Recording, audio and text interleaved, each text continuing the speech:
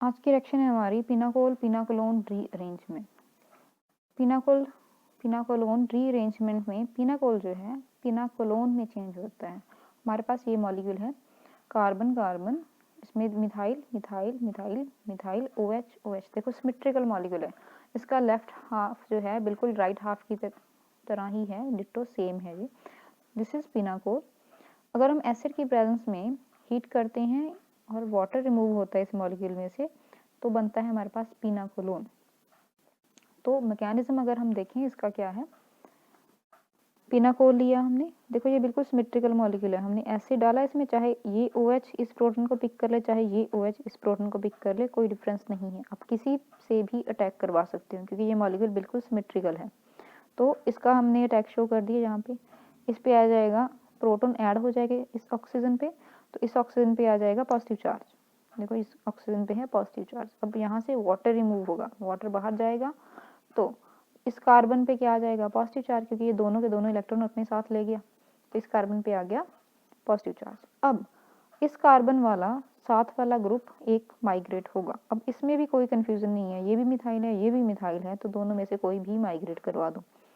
लेकिन एक ध्यान रखना है, ये दोनों के दोनों इलेक्ट्रॉन को साथ में लेके जाएगा। ध्यान से देखो, ये मैंने बॉन्ड के ऊपर से रोटेट करके एरो इस पे लगाया, मींस दोनों इलेक्ट्रॉन CH3 ले गया इस कार्बन पे, मींस CH3 नेगेटिव जुड़ गया इस कार्बन के साथ, ये नेगेटिव गया इस कार्बन को के पॉजिटिव को खत्म कर दिया, नेगेटिव पॉजिटिव ने बॉन्ड बना लिया, क्या बन गया CH3 CH3 CH3।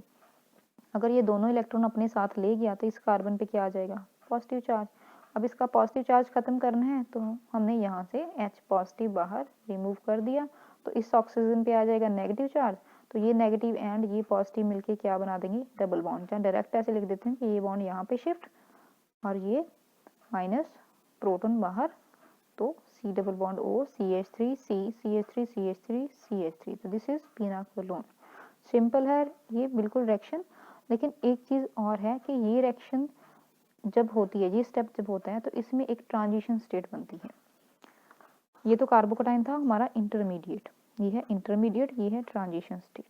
अब इंटरमीडिएट ट्रांजिशन स्टेट में क्या फ़र्क होता है कि ट्रांजिशन स्टेट हाइपोथेटिकल होती है, ये हमने अज्यूम की होती है कि इससे ये स्टेप होगा तो शायद इन बिटवीन ये चीज़ बनेगी। ये जो इंटरमीडिएट होता है वो जो एक्चुअल में बनता है, जिसके हमारे पास प्रूफ्स होते हैं कि ये चीज़ बन रही है।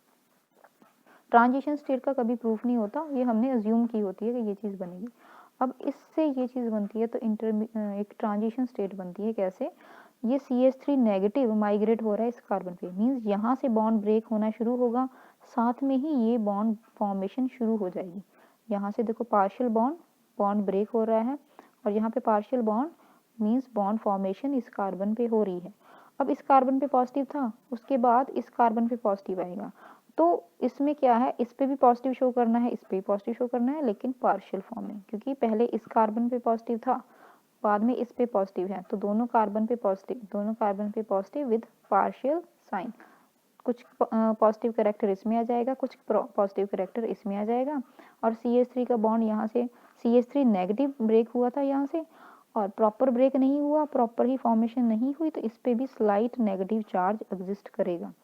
तो ये है हमारी ट्रांजिशन स्टेट। हम क्यों एक्सप्लेन कर रहे हैं इस चीज़ को, क्योंकि जब हम नेक्स्ट एग्जांपल्स करेंगे, एक तो हमने दो चीज़ों का ध्यान रखना है कि किस टाइप का हमारे पास इंटरमीडिएट बन रहा है, दिस वन इस टाइप का इंटरमीडिएट बनेगा, दूसरा किस टाइप की ट्रांजिशन स्टेट बन रही है, उस हिसाब से करेंगे। अगर हमारे पास यहाँ पे अनसिमेट्रिकल कुछ मॉलिक्यूल्स होते हैं, तो उस हिसाब से करेंगे हम ग्रुप्स की जो माइग्रेशन। इसमें कोई फ़र्क नहीं है क्योंकि सारे के सारे ही मिथाइल ग्रुप्स हैं, बिल्कुल सेम है, मॉलिक्यूल सिमेट्रिकल है।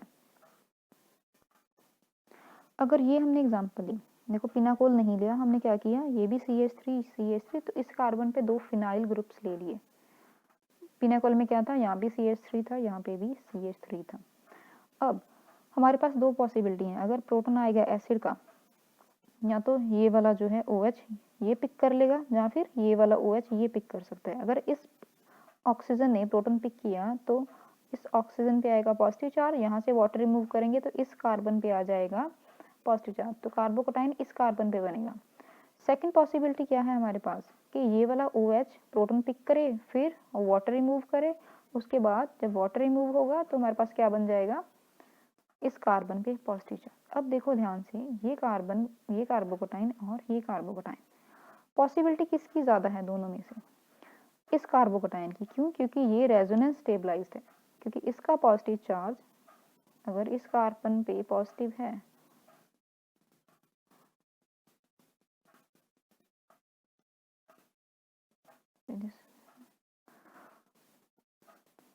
तो ये यहाँ से रेजोनेट करेगा। ये फिनाइल इसके साथ रेजोनेटिंग स्ट्रक्चर्स बनाएंगी। ये एज सच आप दोनों ग्रुप्स लगा सकते हो। क्या बन जाएगा? C, यहाँ पे फिनाइल, डबल बॉन्ड, यहाँ पे पॉजिटिव, फिर सिमिलरली ये रोटेट हो जाएगा, सिमिलरली ये। तो 3 रेजोनेटिंग स्ट्रक्चर इस फिनाइल रिंग की वजह से, 3 रेजोनेटिंग स्ट्रक्चर इस फिनाइल रिंग की वजह से, तो इसकी 6 रेजोनेटिंग स्ट्रक्चर बनेगी। इसमें ऐसा कुछ भी नहीं है, इसमें मिथाइल का प्लस आई इफेक्ट है, तो यहाँ पे भी मिथाइल का प्लस आई इफेक्ट है। तो कौन सा कार्बोकेटाइन नहीं बनेगा? ये वाला कार्बोकेटाइन नहीं बनेगा। तो हम इस पे क्रॉस लगा सकते हैं। तो कौन सा कार्बोकेटाइन बनेगा जिसमें फिनाइल आ रहा हो? तो इस टाइप का कार्बोकेटाइन बनेगा। क्यों? क्योंकि दिस इज रेजोनेंस स्टेबलाइज्ड, ये रेजोनेंस स्टेबलाइज्ड है। ये बन गया। अब रिएक्शन फर्दर प्रोसीड करेगी, क्योंकि ये कार्बोकेटाइन है तो साथ वाला ग्रुप माइग्रेट करेगा। दोनों सेम है, मिथाइल ही मिथाइल है, तो इसे माइग्रेट करवा देते हैं हम। तो क्या बन जाएगा?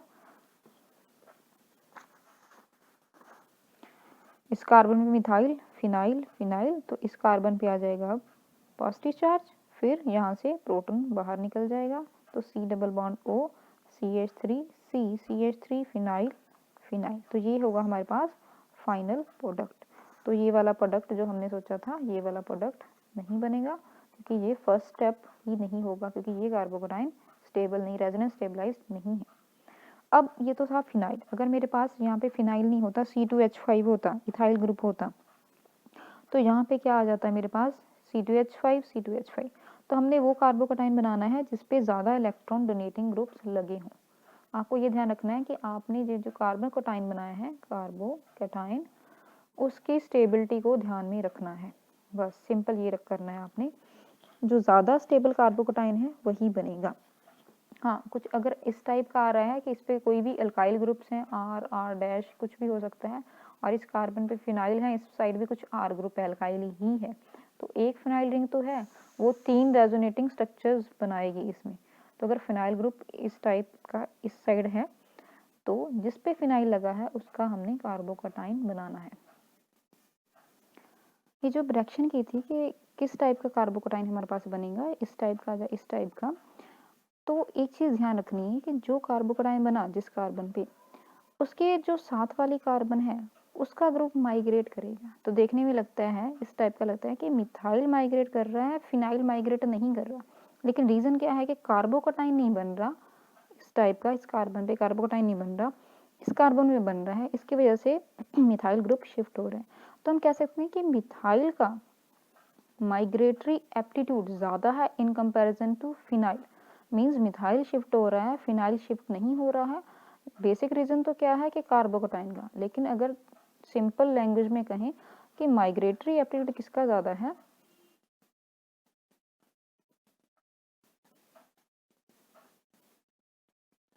मिथाइल का CH3 is having more migratory aptitude in comparison to PH. PH means phenyl group की जगह पे। तो बेसिक तो क्या है कि इस कार्बोकेटाइन से हमने ये चीज़ ड्राइव की है।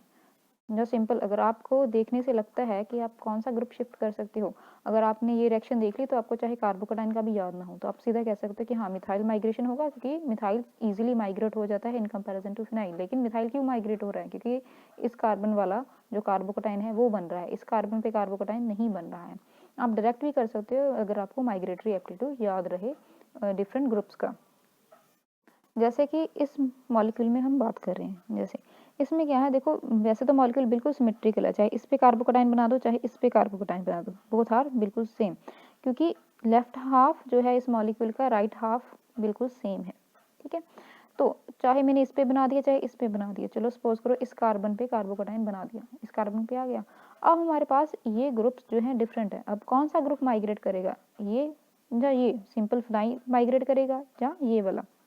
अगर साइज के हिसाब से देखूं तो सिंपल फिनाइल माइग्रेट करना चाहिए था, ठीक है, माइग्रेटरी एप्टीट्यूड इस मिथाइल का ज़्यादा होना चाहिए था, लेकिन हमने यहाँ पे क्योंकि कार्बोकटाइन वाला फंडा नहीं चला, क्योंकि कार्बोकटाइन दोनों का सेम है, तो अब हम ट्रांजिशन स्टेट वाला फंडा देखेंगे। ट्रांजिशन स्टेट किसकी ज़्यादा स्टेबल होगी?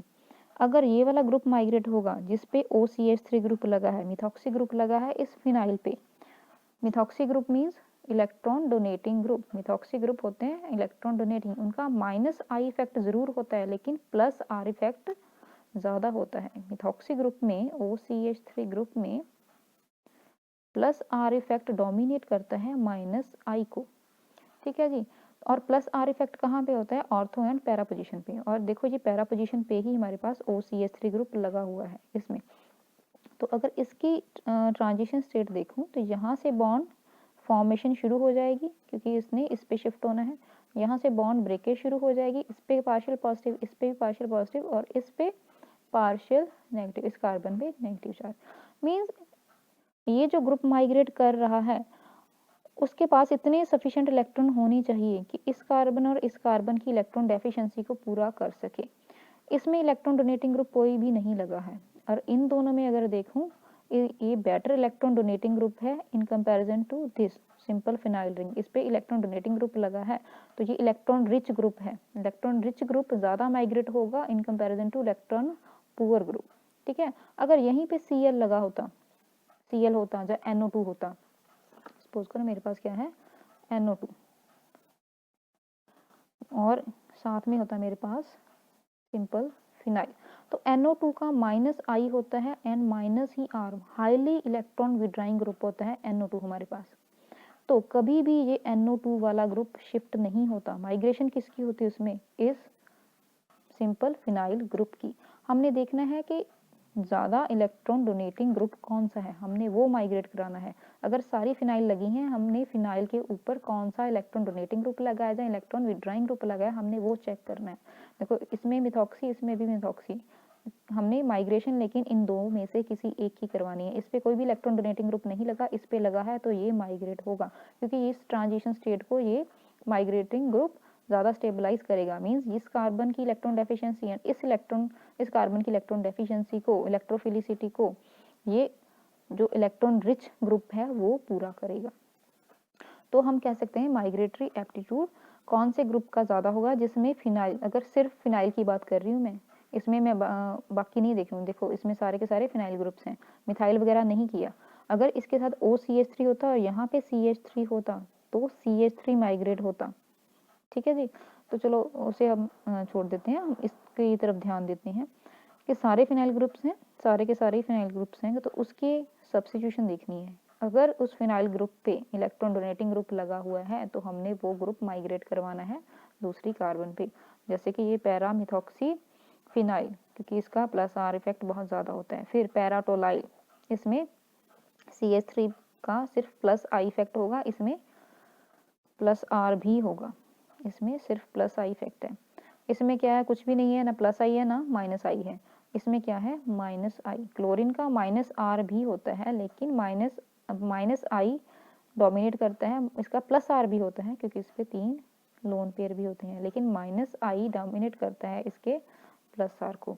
तो क्लोरीन ग्रुप हमेशा इलेक्ट्रॉन विड्राइंग होता है। तो हमने इस फिनाइल के ऊपर चेक करना है कि कौन सा इलेक्ट्रॉन डोनेटिंग ग्रुप लगा है या कौन सा इलेक्ट्रॉन विड्राइंग ग्रुप लगा है। अगर इलेक्ट्रॉन विड्राइंग ग्रुप लगा है वो ग्रुप माइग्रेट नहीं होगा, वो फिनाइल रिंग माइग्रेट होगी जिसके ऊपर इलेक्ट्रॉन डोनेटिंग ग्रुप लगा हुआ है।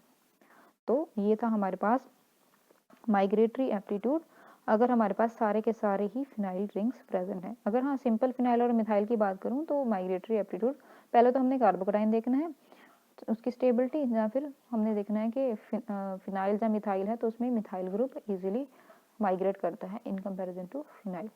तो ये था हमारा पिनाकोल पिनाकोलोन रीअरेंजमेंट। कई बार क्वेश्चन ये भी आ जाता है कि व्हाट विल बी द, जैसे इसमें है व्हाट इज द डिहाइड्रेशन, कई बार क्वेश्चन डायरेक्ट आया कि what is the dehydration product of pinacol when it is treated in the presence of acid, और we can say when it is heated in the presence of acid. तो confuse नहीं होना, ये pinacol pinacolone rearrangement ही है, indirect method से पूछी गई है क्योंकि इसमें वाटर रिमूव होता है, तो ये डिहाइड्रेशन रिएक्शन है। और हीट किया हमने, ये ट्रायंगल जो डाला है हीट का सिंबल है, in the presence of acid means dehydration in the presence of acid is pinacol pinacolone rearrangement.